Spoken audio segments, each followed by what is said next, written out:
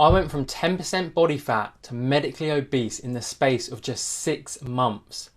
This is a reality of what can happen when you consistently eat vegan junk food.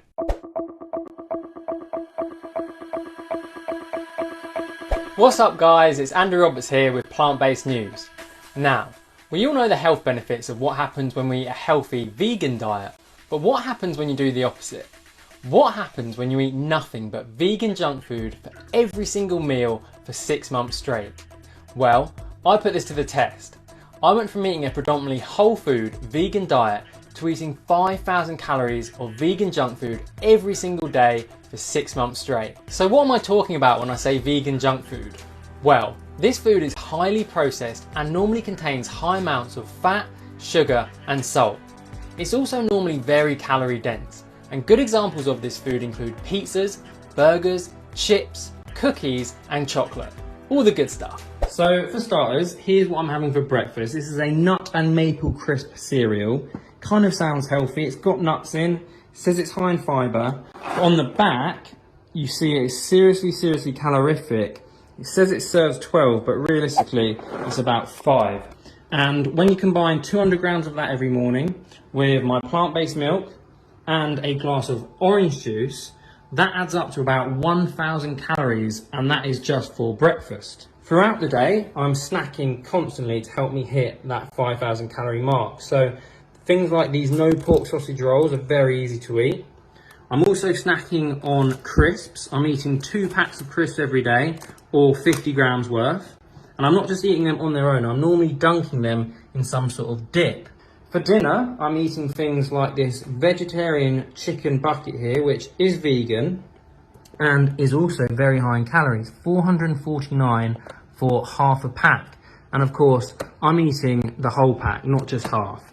And I'm combining that with some chips, lots of chips actually, and I've really searched Tesco's high and low to find the most calorific chips, and I think these are the ones, British chunky oven chips.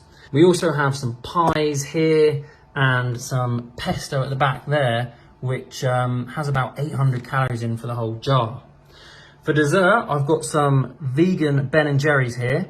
Again, I searched Tesco's for the most calorific non-dairy ice cream I could find, and cookie dough and peanut butter cookies were the highest I could find. Even eating this way for a couple of weeks can have a big impact on your sleep, energy and motivation. And this is something that I certainly noticed within myself. I went from getting an average of 8 hours of good quality sleep per night to getting a very broken 5 or 6 hours. This led to me feeling sleepy and lethargic a lot of the time.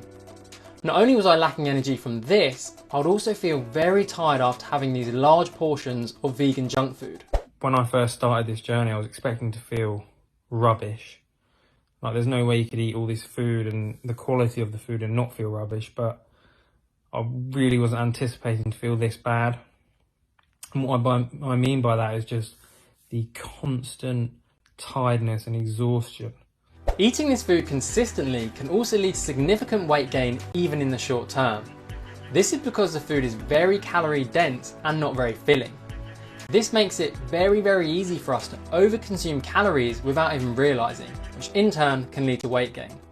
This was especially true in my situation, where I gained 7 pounds, which is half a stone in 1 week, and then 14 pounds, which is 1 stone in 3 weeks. Despite these shocking changes, the scariest one is just how quickly we can get hooked on these foods. And there's a reason for this. When we eat food, it activates the reward pathways in our brain by releasing dopamine. However, not all food gives us the same amount of reward. Evolutionary, the reward pathway drove us to eat food that would be most advantageous to survival. This means we were driven to eat food that gave us the most amount of reward, which is food that is typically high in, you guessed it, fat, sugar and salt. So to give you an example, eating cookies is going to give us much more of a reward than eating carrots does. In fact, these highly processed foods, which have been specifically designed to give us the maximum amount of reward, are off the scale comparing them to whole natural foods. For this reason, it's absolutely no surprise we can get hooked on them very easily, just like I did. So what about some of the longer term effects of eating this food? Well, I mentioned you can gain weight in the short term eating this way, and in the long term you can gain a lot. I went from 159 pounds, which is 11 stone 5, to 214 pounds, which is 15 stone 4, in the space of just 6 short months. That's a 55 pound gain, or just under 4 stone. My body fat percentage also went from 10% to 27.4%, which is classed as obese for men. This led to me gaining some quite severe stretch marks, a trip to the hospital, barely fitting into any of my old clothes, and not managing to do simple tasks around the house without getting breathless.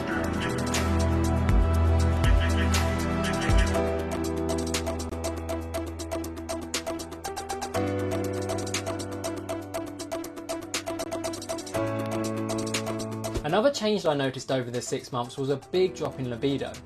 This could have been down to the fact that overweight and obese individuals tend to have lower testosterone levels compared to those who are within a healthy weight range. Although I didn't get mine tested, I'm assuming my testosterone levels dropped as I gained weight, and this may have affected my libido.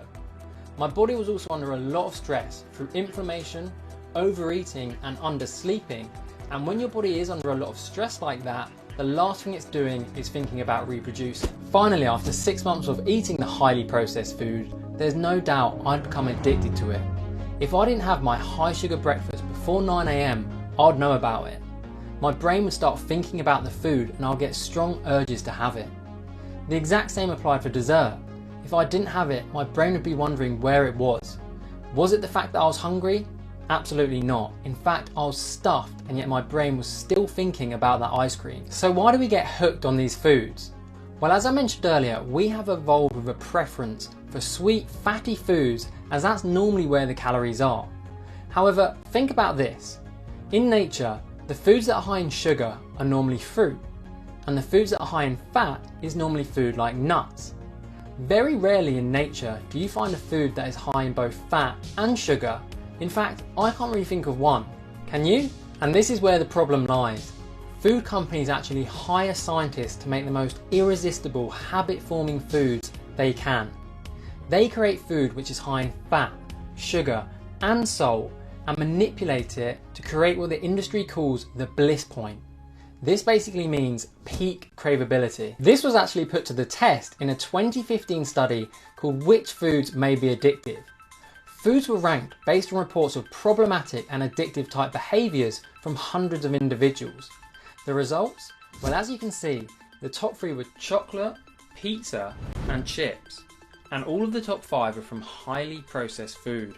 Now it makes sense why I couldn't stop thinking about ice cream. Because of this, it was extremely hard to stop eating these foods. In the first few weeks, I went through what I can only describe as withdrawal symptoms.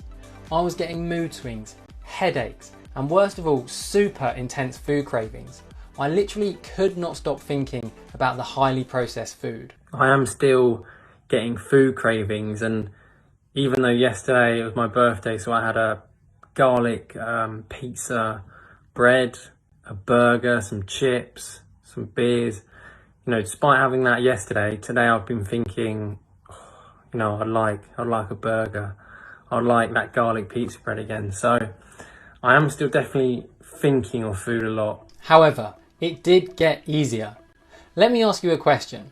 Have you ever looked at someone who eats healthily and thought, good for you, but I could never do that? Well, guess what? That is exactly what I used to think when I was eating all that highly processed junk food and in the first couple of weeks of coming off it. And I'll admit, when I first started eating the healthy food again, it wasn't anywhere near as nice as the highly palatable junk food. However, studies have shown that the more you eat healthy food, the better it begins to taste. And this is exactly what happened with me. After a few weeks of eating the healthy vegan whole food again, I fell back in love with the taste.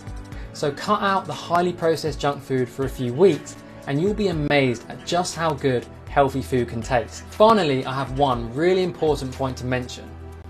I don't want to demonise vegan junk food. As a one-off, no individual food is good or bad. Eating vegan junk food from time to time is completely fine, and I still include some of that food in my diet. It's only when you eat it on a really frequent basis that it can have some of the negative effects that I've talked about in this video. If you can eat a predominantly whole food vegan diet and then from time to time have some of that junk food, you'll have a great chance of being healthy. This has been Andrew Roberts with Plant-Based News. I hope you've enjoyed the video. Please remember to like, comment and hit that subscribe button, and I'll see you next time.